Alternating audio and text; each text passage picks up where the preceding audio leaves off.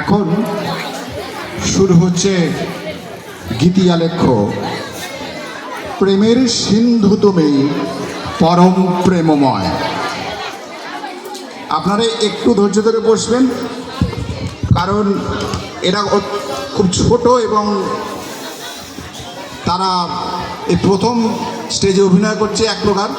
তো আপনারা একটু সহযোগিতা করবেন আর আশীর্বাদ করবেন যেন তারা ঠাকুরকে মাথায় নিয়ে এইভাবে এগিয়ে যেতে পারে। দয়া করে মায়েরা আপনি একটুখানি কথা কম বলুন, প্রত্যেকে নিজে নিজে। প্রত্যেকে যদি একটি একটি করে কথা বলতে থাকে সেটা অনেক জোরে হয়ে যায়। ছোটদের অনুষ্ঠান তো হয়তো অত ভালো লাগছে না, তবুও দয়া করে ওদের সহ্য করুন, ওরা আমাদেরই সবাই পরবর্তী প্রজন্ম। দয়া করে চুপ করুন।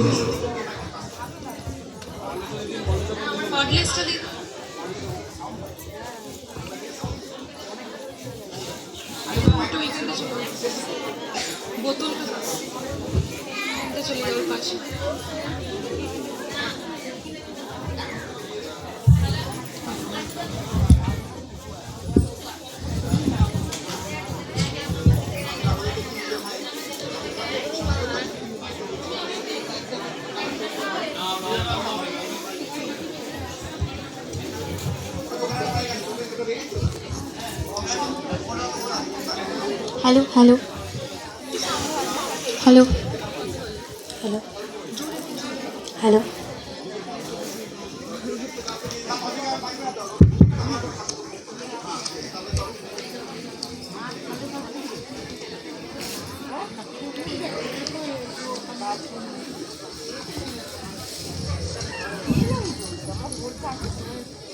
ঠাকুর বলছেন, করতে করতে যেজন যায় কৃপার আশিস সেই তো পায়। আমরা পরম প্রেমময়ের রাঙা রাতুল চরণে তার কৃপা প্রার্থনা করে শুরু করছি গীতিয়ালেখ্য প্রেমের সিন্ধু তুমি পরম প্রেমময়। বিশাল এ ব্রহ্মাণ্ড তোমার অমোঘ রচনা,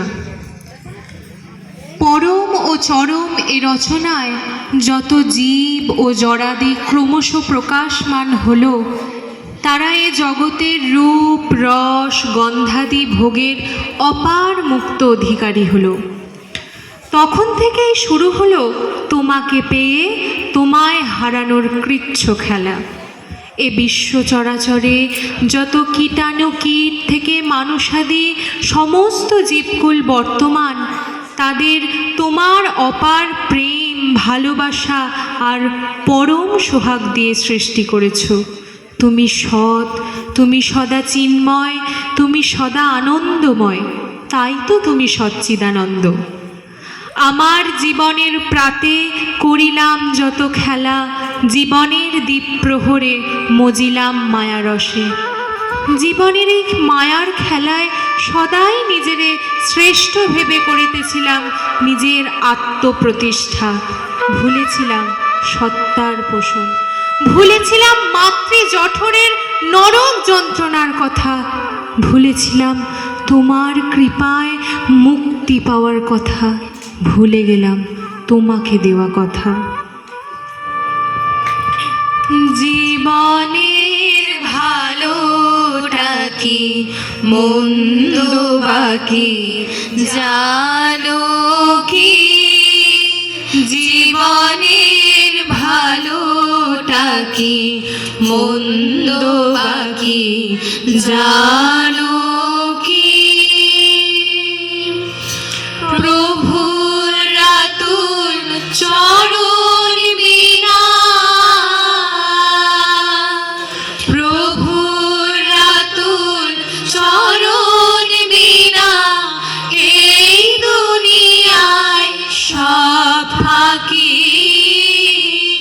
জীবনের ভালোটা কি মন্দ বাকি জানো কি।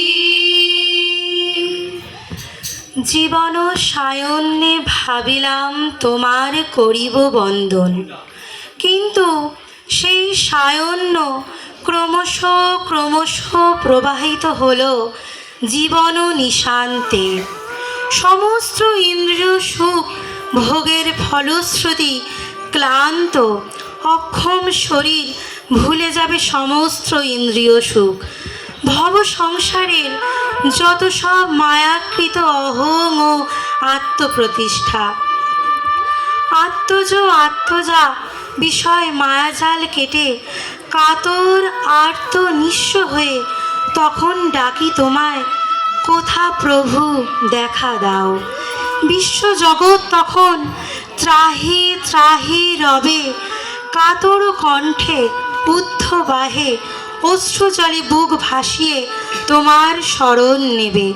তখনই যুগ যুগ ধরে যেমন এসেছিলে রাম কৃষ্ণ বুদ্ধ যিশু মোহাম্মদ হয়ে, আজ এলে তুমি অকুলের কুল দিতে। অবিভক্ত বাংলার পাবনা জেলার হিমায়তপুর গ্রামে মাতা মনমোহিনীর শুদ্ধ গর্ভে পিতা শিবচন্দ্র চক্রবর্তীর ঔরসে জন্ম নিলেন 30শে ভাদ্র 1295 সাল 14ই সেপ্টেম্বর 1888 শুক্রবার সকাল 7:05 তাল নবমী তিথিতে।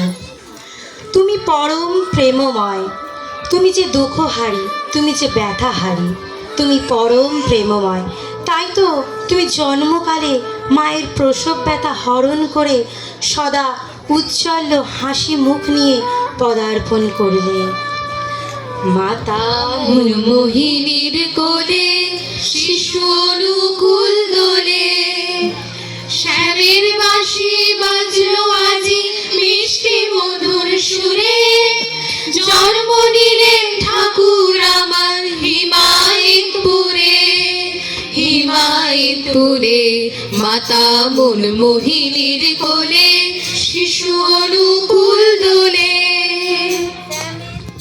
তুমি এলে আমাদের মাঝে, তুমি এলে মানুষের ভিড়ে সাধারণ মানুষ হয়ে, শিশুকালে হয়ে কিশোর, যুবক, পৌর হয়ে বৃদ্ধ।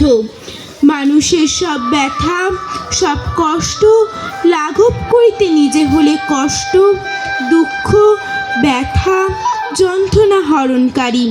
মানুষের মাঝে থেকে সাধারণ মানুষকে অসাধারণ খুনি শয়তানকে করলে পূজারী। পিতামাতা হারা সন্তান পেল পিতামাতা, সন্তান হারা পিতামাতা পেল সন্তান। প্রেমহীন শুষ্ক জীবন পেল প্রেমের সাগর। তোমার প্রেমরস ভালোবাসা আকণ্ঠ পান করে তারা হলেন তৃপ্ত। আধার যাবি একা আমি, খুঁজি গো তোমায়, হাত ধরে পার করে নিও গো আমার দয়াল, হাত ধরে পার করে নিও গো আমার। আধার যাবি একা আমি, খুঁজি গো তোমায়, হাত ধরে পার করে নিও গো আমায় দয়াল, হাত ধরে পার করে নিও গো আমায়। গানের কথায় বলি, অপরূপ নয়নে তোমার, ব্যথা হরা নয়নে তোমার। গোকুল ডাক্তার তার প্রাণে যে ব্যথা বয়ে নিয়ে চলেছে, তা ব্যথাহারী শোকহারী মধুসূদনের অজানা নয়। ডাক্তার প্রতিদিন মনে মনে তাকে প্রাণের আকুলতা নিবেদন করেন, আর স্বয়ং মধুসূদন তিনি শুধু সময়ের অপেক্ষায়। অবশেষে সেই শুভক্ষণ উপস্থিত। গায়ে তেল মাখার অছিলায় গোকুল ডাক্তারের কাছে দয়াময় উপস্থিত। ডাক্তার, আজ আমি তোমায় তেল মাখিয়ে দিই। সে কি? না না ঠাকুর, আমি বরং আপনাকে একটু তেল মাখায় দিই। আচ্ছা ঠিক আছে ডাক্তার, তুমি আমায় তেল মাখিয়ে দাও আর আমি তোমায় তেল মাখিয়ে দিই। নানা রকম এ কথা ও কথা ঠাকুর গোকুল ডাক্তারকে বললেন। আমায় কিছু দিবা পারোস? আজ্ঞা করেন। তোমার মনে যে শোক লাগিছে, আমায় দিবা পারোস? সে কি ঠাকুর, এ কি দিবার বস্তু? হ গো হ, চেষ্টা করলেই পারোস। কেমনে করুম? না না ঠাকুর, এ কেমনে করুম? পারবা পারবা, খুব পারবা, দেখেন না। বারে বারে এমন অনুরোধ আর উপরোধ করতে করতে অবশেষে, আচ্ছা ঠাকুর, নেন, এই নেন, আমার যত শোক লাগিয়েছিল সব দিলাম। ঠাকুর যেন কি খুশি। শোকাহারী মধুসূদন শোক হরণ করে যেন পরম তৃপ্ত।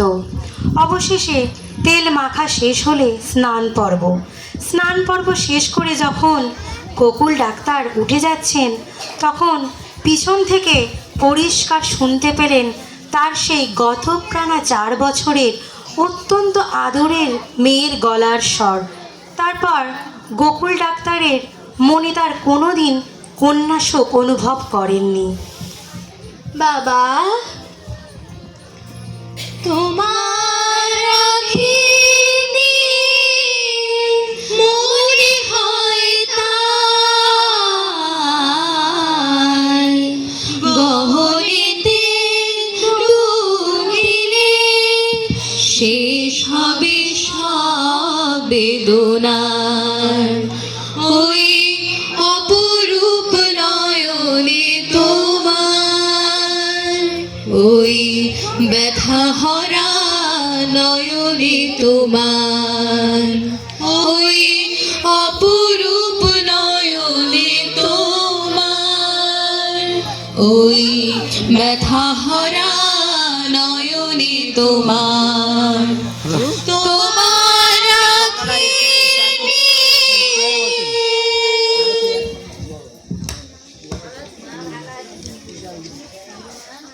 কলকাতা মেডিকেল কলেজের MBBS পরীক্ষার মৌখিক পরীক্ষা নেওয়া হচ্ছে। শিক্ষক হলেন ডক্টর দেবেন ঘোষ, বিখ্যাত অর্থোপেডিক সার্জন, এবং উল্টো দিকের পরীক্ষার্থীর সিটে বসে আছেন পুচু ঠাকুর, অর্থাৎ প্রচেতারঞ্জন চক্রবর্তী, আমাদের সকলের শ্রদ্ধেয় কাজলদা। ডক্টর দেবেন ঘোষ ঠাকুরের সবচেয়ে স্নেহের আদরের সন্তানকে ওই নামেই ডাকতেন এবং ঠাকুরকে ব্যঙ্গ করে বলতেন নকুল ঠাকুর। যাই হোক, মৌখিক পরীক্ষার সময় ডক্টর দেবেন ঘোষ কাজলদাকে প্রশ্ন করলেন,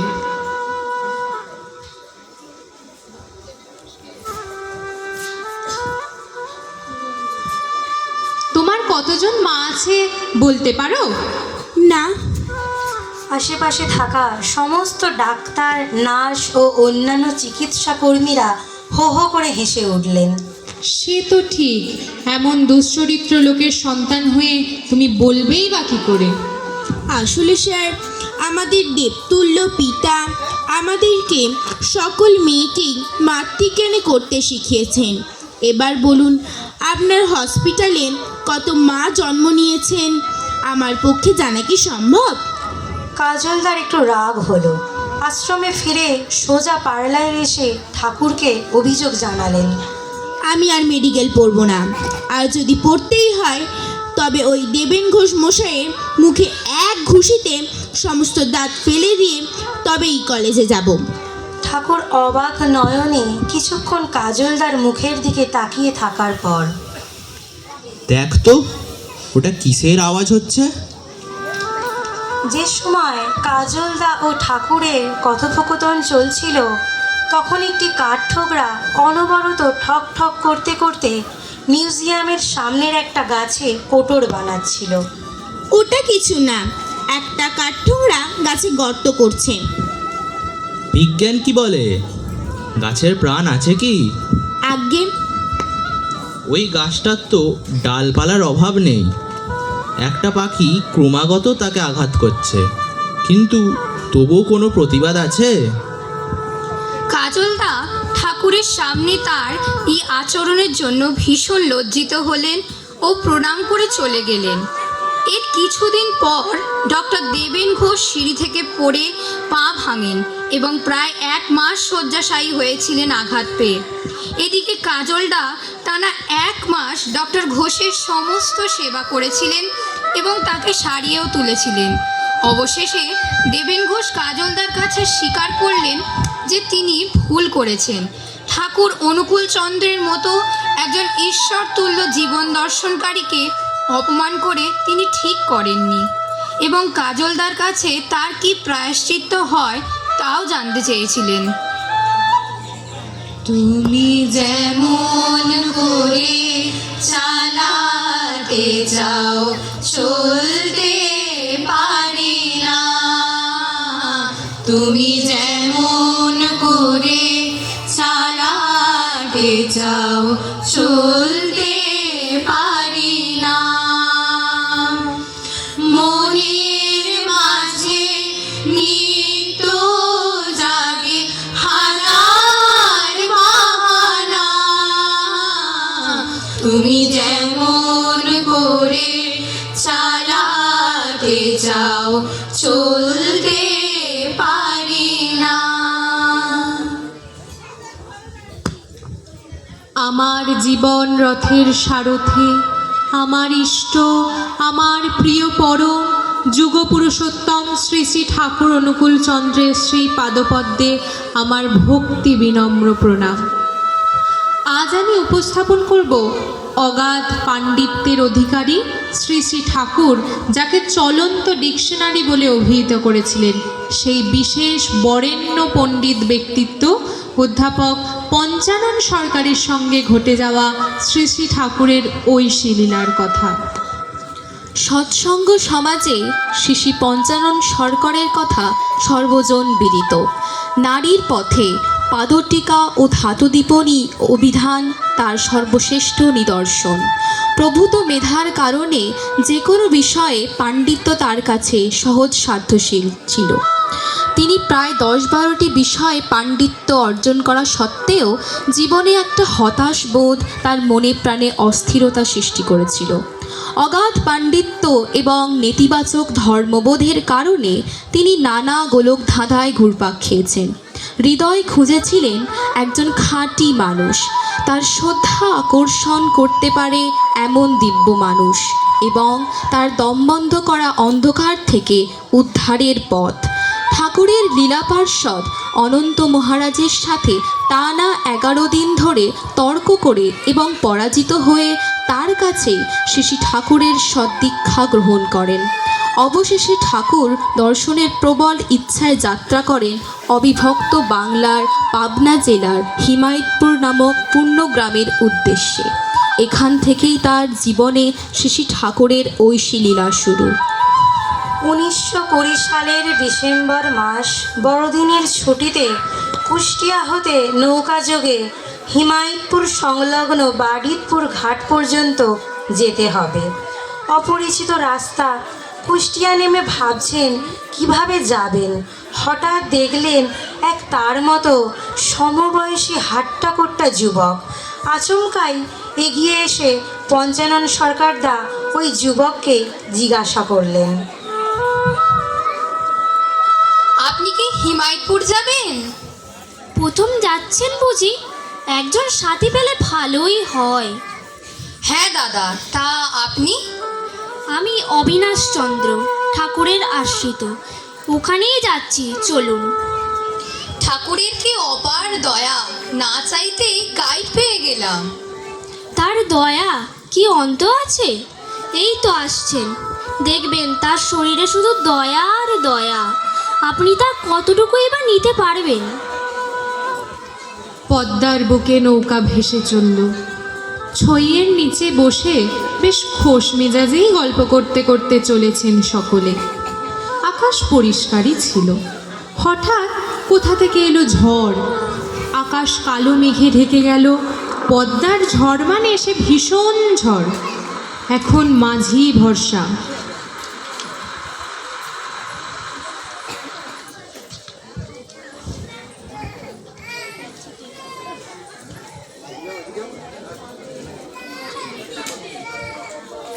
আপনারা যে যার স্থানে বসে থাকুন, নড়াচড়া করবেন না, মাঝি বারবার বলতে লাগলো। 20-22 জন আরোহী প্রত্যেকেই মাঝির মুখ থেকে ভয়ে আত্মচিৎকার করতে লাগলো। অনেকে ভয়ে ছুটোছুটি করতে লাগলো। ওই রকম করলে নৌকাও যাবে আর আপনারাও যাবেন। সবার মুখে মৃত্যুর বিভীষিকা। আর এত হুজুগের মাঝে পঞ্চানন্দা ও অবিনাশদা নামময় হয়ে স্থির হয়ে বসে রইলেন। তারা স্থির, ঠাকুরের আদেশে অকাল মৃত্যু আউট অফ কোয়েশ্চেন। তাদের কোনো দুশ্চিন্তা নেই। নৌকা ছুটে চলেছে, নৌকা একদিকে কাত হয়ে পড়ায় মাঝি হাল ছেড়ে দিয়ে হতাশ হয়ে পড়ে। হঠাৎ নৌকাটি ঝাঁকি দিয়ে আটকে গেল বিশাল নদীর মাঝ বরাবর একটা চরে।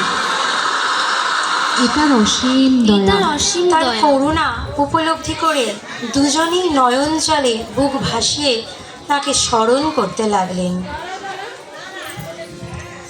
যুগে যুগে তব কত যে লীলা,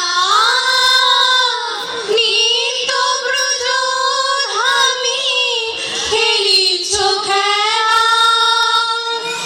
এখনো বাঁশির সুরে কানে ব্রজবালা, যমুনার জল আজ বহে উজানে, বহে উজানে। প্রণমি তব শ্রী চরণে, প্রণমি তব শ্রী চরণে, প্রণমি তব শ্রী চরণে।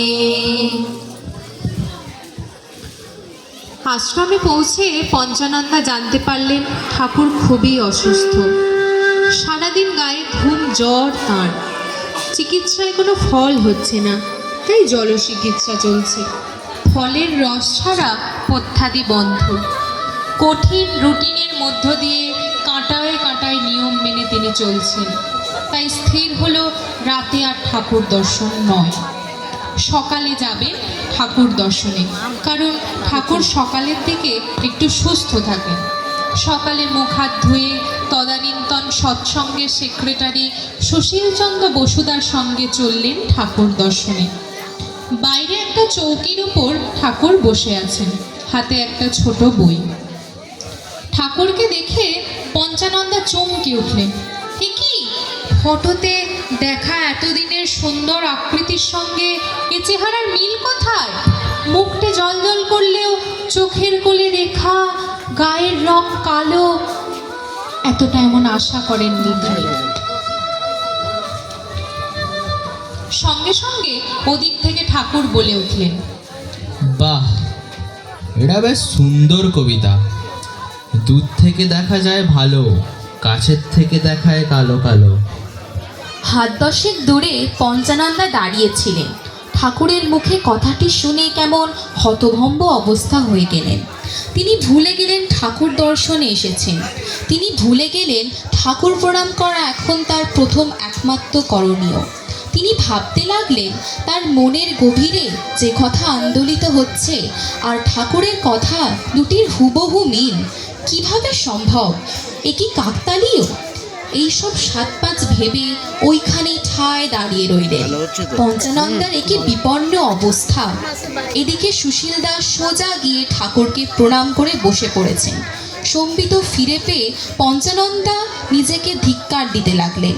ঠাকুর দর্শনে এসে তাকে প্রণামটাই সারা হলো না।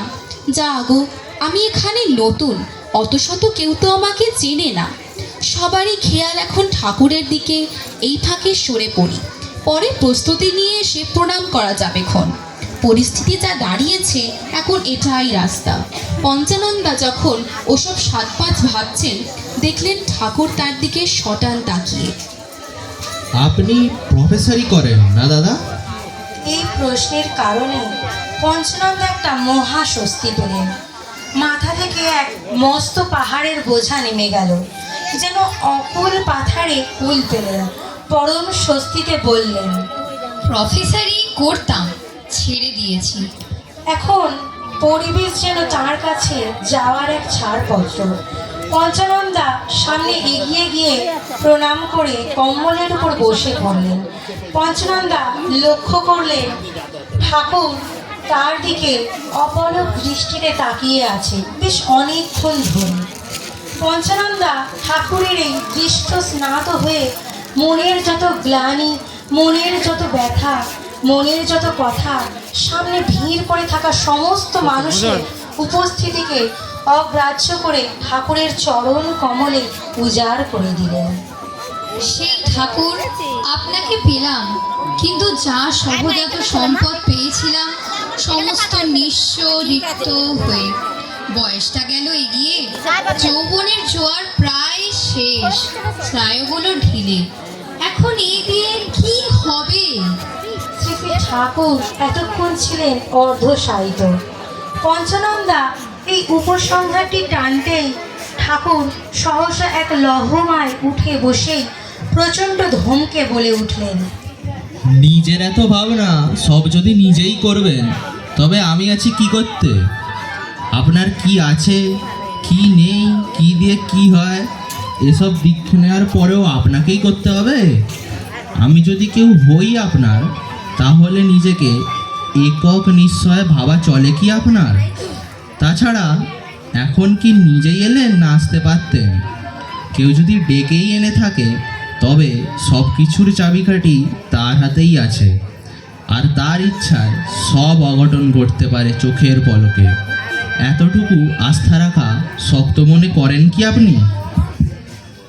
এই কথাগুলি ঠাকুর যখন পঞ্চানন্দাকে লক্ষ্য করে বলছিলেন, তখন যেন সমস্ত শরীর, সত্তা, অঙ্গ প্রত্যঙ্গ, লোম কূপাদি সজাগ করে দীপ্ত কণ্ঠে আকাশ বাতাস মুখরিত করে সমস্ত উপস্থিত দর্শনার্থী সহ সমস্ত আশ্রমকে ঝনঝনিয়ে ঠেলে তুলল।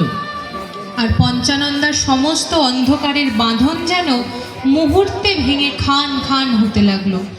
শরীর মন যেন সমস্ত জড়তাকে পিছনে ফেলে আবার নতুন উদ্যমে মেতে উঠল। এমন পূর্ণ আহ্বান শুধুমাত্র পরম পিতার পক্ষেই সম্ভব। এই ছিল ঠাকুরের কাছ থেকে পাওয়া জীবন্ত স্পর্শ।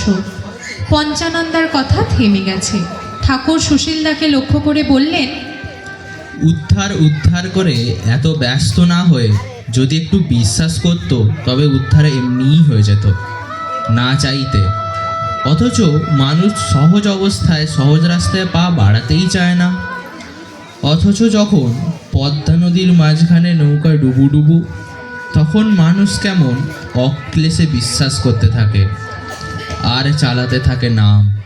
এদিকে নামের অন্তে আছে নামই, স্বয়ং সুপ্ত হয়ে বিশ্বাসের স্পর্শে তিনি জেগে উঠলেন।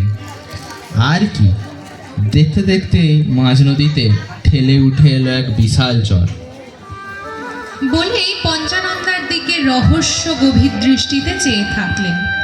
ঠাকুরের কথা শুনে পঞ্চানন্দার তো হয়ে গেল। তিনি তাহলে আমাদের সাথে ঘটা ওই দুর্ঘটনার কথাই বলতে চাইলেন? কই, আমরা কাউকে কিচ্ছুটি তো বলিনি। আমি ভেবেছিলাম কোনো দৈব সংগঠন হতে পারে। পঞ্চানন্দার অন্তরটি নড়ে উঠল। তিনি স্থির করলেন, এখন থেকে যা ঘটবে তার কোনো অন্তরিক্ষচারী দেবতার প্রাপ্য হবে না, তা হবে শুধু গুরুদেব কি জয়, প্রভু কি জয়। সারাক্ষণ যেন তব ধ্যানে থাকি, সারাক্ষণ যেন তব ধ্যানে থাকি, এটুকু মোর আশা, তোমাকে ভালোবাসা প্রভু, তোমাকে ভালোবাসা। আমার জীবনে একটাই স্বাদ, তোমাকে ভালোবাসা প্রভু, তোমাকে ভালোবাসা। বিভিন্ন কথায় পঞ্চনন্দা তার মনের কোণে লুকানো সেই প্রশ্ন ঠাকুরকে করেই ফেলল। ভগবান দর্শন তো সকলেরই লক্ষ্য ঠাকুর। নিশ্চয়, কিন্তু ভগবান কল্পনার বস্তু নয়। তা তো নয়, ভগবান যা ভগবান তাই। মানুষ নিজের খেয়াল মতো ভগবান তৈরি করলে তিনি ভগবান হবেন কেন? সে তো মানুষের রুগ্ন মনের সৃষ্টি। তিনি আসেন যুগে যুগে নরদেহে নরের জন্য, অবশ্য ভগবানদের জন্য। যা বলেছেন দাদা। তাহলে সাধনার চরমে আমরা সেই মূর্তিই তো দেখতে পাবো। আমার প্রশ্ন এখানেই, শেষে সেই মূর্তিটা আমরা কি দেখতে পাবো? তার আসল রূপ তো কেউ বর্ণনা করেনি। যে রূপ নিয়ে এগিয়ে যাবেন সেখানে সেই রূপই দেখতে পাবেন। মানে কেউ যদি কালী মূর্তি অগ্রসর হয়, সে কি কালী মূর্তি দেখতে পাবে? ওই যে রূপ নিয়ে যাবেন এখান থেকে সেই রূপই দেখতে পাবেন। ও, তার মানে আমরা যে রূপ নিয়ে সাধনা করছি এইটাই সেই চরম রূপ। ঠাকুর এর আর কোনো জবাব দিলেন না। এটাই বোধহয় চরম উপসংহার ছিল। কোটি কোটি দীক্ষিত মানুষের মনের কোণে যে চরম জিজ্ঞাসা ছিল, এটা তারই পরম উত্তর। রাম কৃষ্ণ বৌদ্ধ যিশু মোহাম্মদ রসুল, শ্রী চৈতন্য শ্রী রাম কৃষ্ণ ঠাকুর অনুকূল। জীবের মাঝে মানুষ রূপে ভাঙেন জীবের ভুল, তিনি মোদের দয়াল ঠাকুর প্রাণের অনুকূল। সেই অনুকূলের অনুকূলে দাও রে তোমার নাম তোমরা, গাও সেই মানুষের জয় তোমরা, গাও সেই মানুষের জয় তোমরা, গাও সেই মানুষের জয়। দেওঘরের পার্লারে ঠাকুর বসে আছেন নিজের স্বভাব সিদ্ধ ভঙ্গিমায়। আদুল গা, হাতে গড়গড়া, টান টান করে গোছানো শ্বেত শুভ্র বিছানা।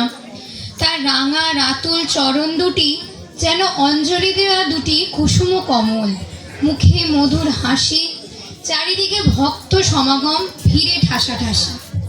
দিনটা ছিল বৈশাখী উৎসবের দিন। প্রচণ্ড গরমে মানুষ কাহিল। যারা পার্লারের ভিতরে ঢোকার সুযোগ পেয়েছেন তারা প্রাণ ভরে নয়ন ভরে ঠাকুরের সেই অপরূপ দিব্যরূপ আকণ্ঠ ভরে পান করছেন। পার্লারের বাহিরেও তখন ঠাসা ভিড়। সকলেরই তার প্রাণের দেবতাকে দর্শন করার উদ্দেশ্যে ব্যাকুল। প্রায় পা গলাবার জায়গা নেই এমন অবস্থা। যতদূর চোখ যায় শুধু মানুষ আর মানুষ। এ যেন জনজোয়ার লেগেছে আজ দেওঘরে। হঠাৎ ঠাকুরের কর্মী দাদাকে ডেকে বললেন, ওই দেখ তো, ওই দিকে একটি বুড়িমা বসে আছে। জনৈক কর্মী দাদা তৎক্ষণাৎ পার্লার থেকে বেরিয়ে ঠাকুরের নির্দেশ মতো খুঁজতে লাগলেন। কিন্তু সেই কর্মী দাদা কিছুতেই খুঁজে পেলেন না, কারণ পার্লার থেকে লম্বা ভিড় যেন রাস্তা পর্যন্ত এবং সকলেরই প্রায় দাঁড়িয়ে আছেন। ওই কর্মী দাদা কোনো বুড়িমাকে খুঁজে পেলেন না এবং যথারীতি বিফল মনোরথ হয়ে ফিরে এসে ঠাকুরকে নিবেদন করলেন, আগে কোনো মাকেই তো খুঁজে পেলাম না। ওই দিকে। তখন ওই কর্মী দাদা আবার খুঁজতে বেরোলেন এবং ঠাকুরের নির্দেশ মতো সেইভাবে খুঁজতে খুঁজতে অবশেষে পেলেন। ওই দাদা দেখলেন এক বুড়িমা অঝোর নয়নে কাঁদছেন আর দুই হাত জোর করে বসে আছেন। ওমা, মাগো, আপনাকে ঠাকুর ডাকছেন। আমার ঠাকুর আছে, এ অদমে ডাকে তিনি সাড়া দিয়েছেন। আমি ধন্য হয়ে গেলাম, আমার এ মানব জীবন ধন্য হয়ে গেল। পরম পিতা পরম দাতা, পরম পুরুষ পরম ত্রাতা,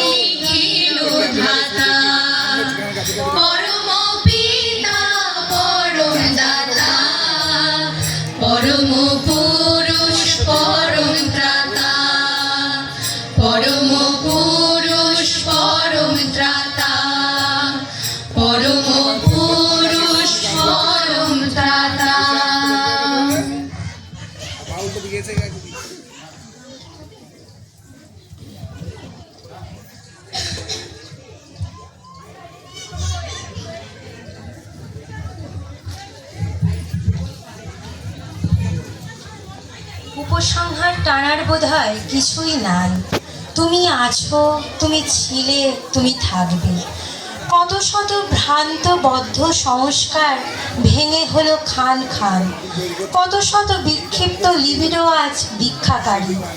তোমার কৃচ্ছ ব্রতধারী জীবনের প্রারম্ভে বা জীবন সায়ন্যে তুমি সমানভাবে গ্রহণীয়, বরণীয়। তোমার প্রেম সুধামাকা দৃপ্ত গভীর নয়নের পরশে শত শত আর্ত মুহূর্তে পেয়েছে পথ জীবন মার্গ। তোমার বয়ে আনা ওই প্রেম সুধারস আজ সফলভাবে প্রবাহিত হচ্ছে তোমার রেত ধারা দিয়ে।